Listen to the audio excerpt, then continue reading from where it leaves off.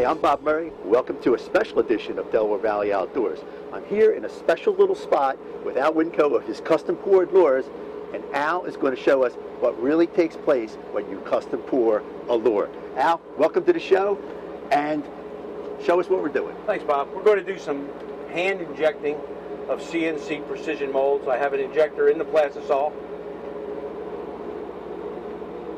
We're going to draw the plastisol into the injector. And what color do we have here today? We have green pumpkin, Bob. Now, obviously, you can pour a variety of colors, am I correct? That's correct. I can mix basically any color. I also do laminated colors. Now, what exactly is plastisol, Al, while you're pouring? I'm sorry, Bob? What is that plastisol? What is that, the stuff that we're using here? We call it plastic, but It's a PVC derivative. And it comes in different consistencies, and you can regulate the softness, the hardness. And that's where you come in as a custom maker. You do that kind of stuff where... Absolutely. If I came to you and I said, Al, I need a real soft bait, you know the combination of stuff. But you want the bait to have good tensile strength, even when it's soft. Now we're going to finish up these molds over here. Now, Al, we're in your shop here, but I want to tell our viewers that in order to do this, you have to have the right equipment and the fans and everything, because this is a little toxic in that sense. Yeah, you don't want to be breathing plastisol fumes for sure. This is a 10-inch fan, 360 cubic feet a minute, and a 25-inch booth. And as you can see, there's custom electricity into it. I use Presto pots at times. So you need to have 20 amp service in here. Now we have finished injecting. Okay, now these are injected with your color, the green pumpkin, which is one of my favorite colors too. Now, how long do we have to let these things set? We can demold these within minutes. The multi-cavity molds may take 4 to 5. Once I'm doing a lot of injecting with multiple multi-cavity molds, they may have to sit up to 5 to 6 minutes to cool. But the single cavity ones are ready to demold, Bob. Okay, and what we have here? We have what's in here? What mold do we have? These are all single cavities. They're just different. This is a Helga Leech. This is a CW Smalley's Delight, the Predator Crawl, the new G&W Crinkle Cut Worm. These are tubes. This is a Creek Wacky Worm. This is a WW Smalley Delight, and these are crinkle cut multi-cavity molds. Okay, so we have a variety of worms that we're and tubes that we're going to see. These are single, and these are multi-cavity. Is that yes, the sir. case? Okay. So when these come out, these are going to be like on a strip. Yes, they are. Okay. Well, let's let these cool, and then we'll take them and show us how we rig this stuff and what it looks like in the water. Great. All right, it's been about 3 to 4 minutes that we let everything cool here, and now we're going to demold, right, Al? Pick that one there and show us what happens. This is a tube bait. This is the way they come out of the injection mold. Take the top off.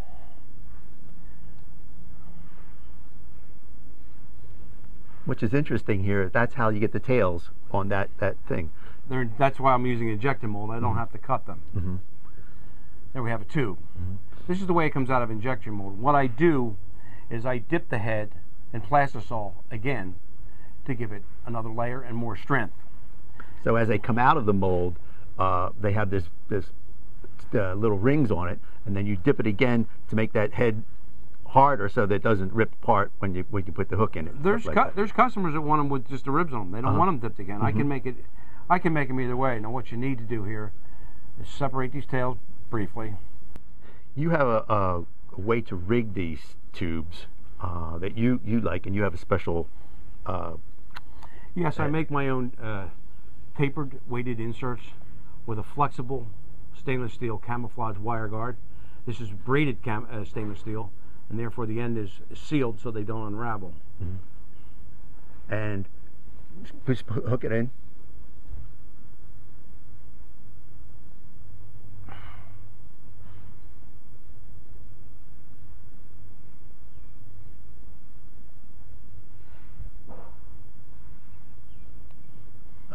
Now tubes have evolved over the years with the amount of plastic they have in them and stuff like that, and the weed guards and stuff like that. Now, how would you fish this bait? What is the how it flutters, and tell us about that? This particular tube I would fish on a spinning rod, 10-pound test, pull and drop method. You let it sink to the bottom, work it up a little rod tip shake, working your rod to the side, but overhead method is preferred. Just dragging it along, filling the rocks, pausing every once in a while. So what now on the bottom? What would this bait look like? Would it just be heads up, or would it just be flat? No, this will be basically flat, snaking along, rolling along on the rocks. Tubes will roll from side to side, but the weed guard will help eliminate many snags. Because a lot of times you're fishing that in rocks and stuff like that. Absolutely, because that's where the crayfish are, and that's where the smallmouth is. Okay, pick another one and unmold another one for us. Okay, and what do we have here? We have a 3.75-inch predator crawl. Demold it. Again, in the color green pumpkin. Yeah. You can see the flake in it. I'm going to rig this on a 1/4 ounce of what I call a flutter head. These are reduced snag heads. They really do make a difference in the water. This particular one is an 1/8 ounce. And you have that little screw. This is a hitchhiker coil keeper. We center this, exert just a little bit of pressure, start to turn the bait clockwise. It will thread itself once you get it started. Right up almost to the eye of the hook.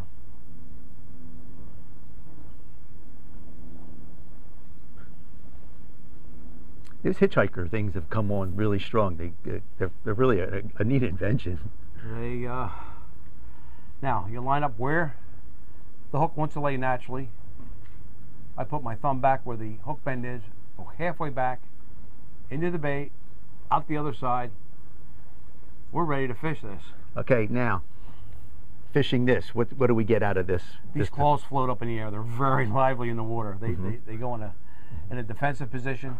You move them slightly across the bottom and they wiggle and they wave. They look very lifelike. And again, the flutterhead reduces snags. And that'll be, you can fish that around docks or weeds or whatever. Right. If you're going to get into weeds or trees, another important aspect is to needle stick the hook. Pull the bait back slightly and just put the point of that hook inside the plastic. That'll come through. Submerged weeds. Just a tip, because when the fish bite it, press down on it, the hook is exposed, and hook the fish. All right, what do we have in this mold here? Okay, this is a G&W crinkle cut worm. This is a brand new product. This is coming out. Now, for most people who've never seen worms come out like that, they come like that. Now, you said you let these hang for a little while? I have a special hanging box that I let these hang in a vertical position for 24 hours so the plastisol can cure. Therefore, they won't get twisted and bent when you package them. But it's necessary to let it cure. Pop one off and show us how you would rig that then. I would rig this on if I'm fishing for smallmouth bass in creeks and low flow rivers, I'm going to use a 1/16 ounce football jig with a #1 hook in it.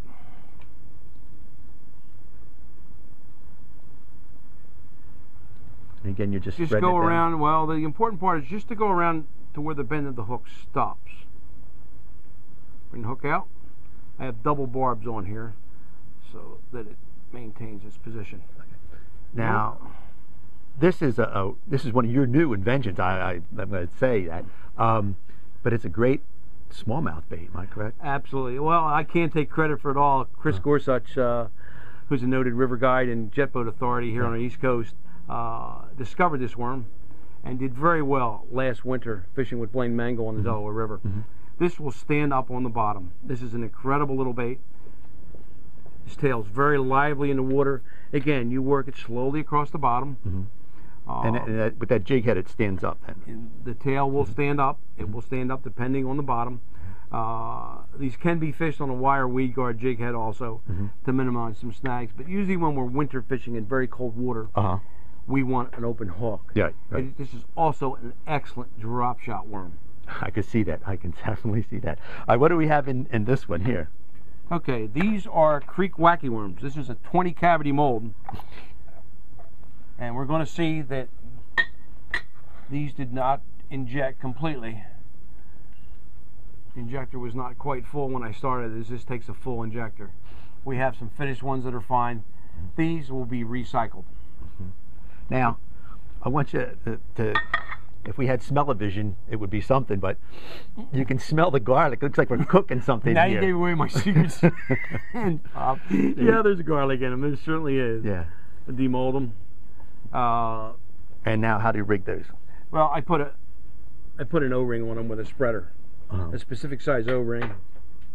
And then what we do is we take a 1/0 mustad octopus hook into the worm, under the O-ring, out the other side, exposed. And that's what we call wacky. That's wacky worm, rig. and it's dead drifted with an occasional twitch.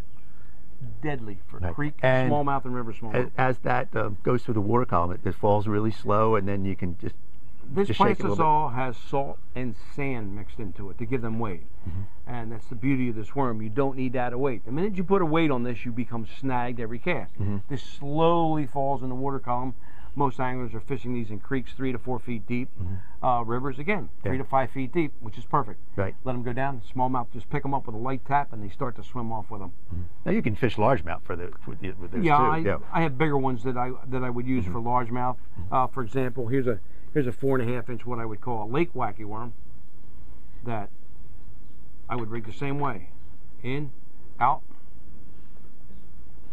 open hook exposed. Right. And that for our viewers, that O-ring is what saves the worm from being tore up a lot. You can get up to 7 to 8 fish per worm, whereas if you just hook it through the worm, you make a long cast, that'll pull right out of there. Yeah. And the O-ring enables you to catch many more fish. The cast with authority, get that extra 5-6 feet on a cast.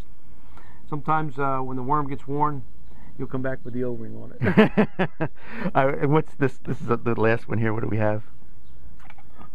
This is a WW Smalley's Delight. It's a 4-cavity injection mold.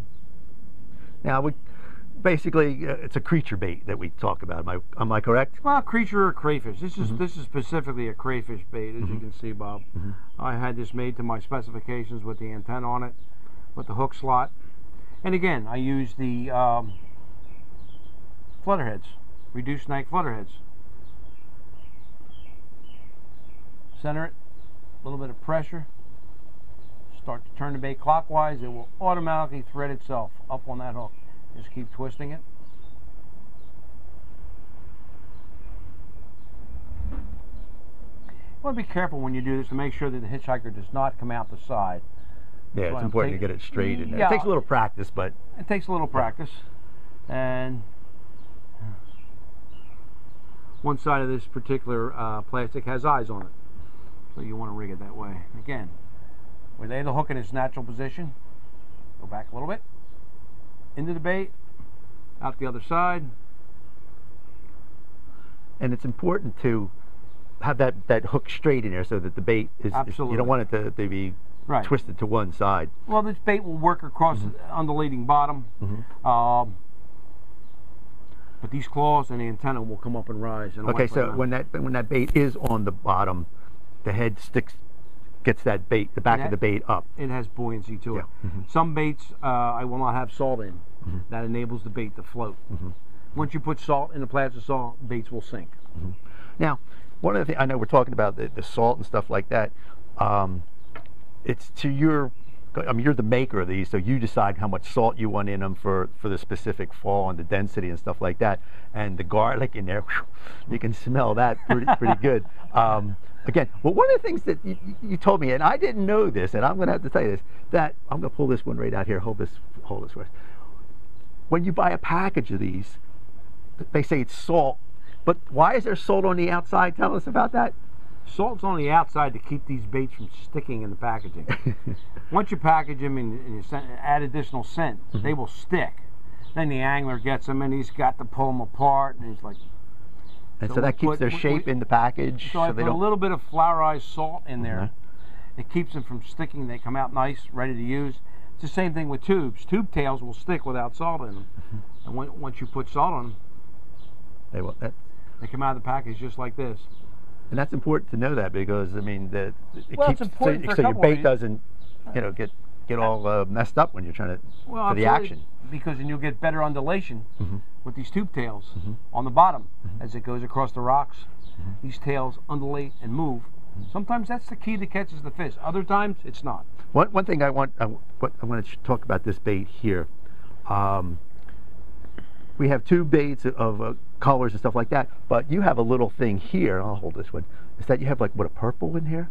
That's June bug roadkill camo. That's a laminated tube. Okay, because you put that extra color in there. Now, I'm gonna not give my trade secrets away, but I use this bait on the Susquehanna. I think this is a killer bait on the Susquehanna. You may not, but I've caught some good fish in the springtime with this bait.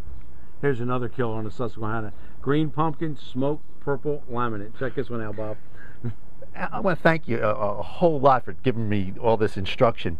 If you want more information, you can go to Al's website or our website and find out. He's got tons of different baits, some of them that I'm going to have to steal when he's not looking around here.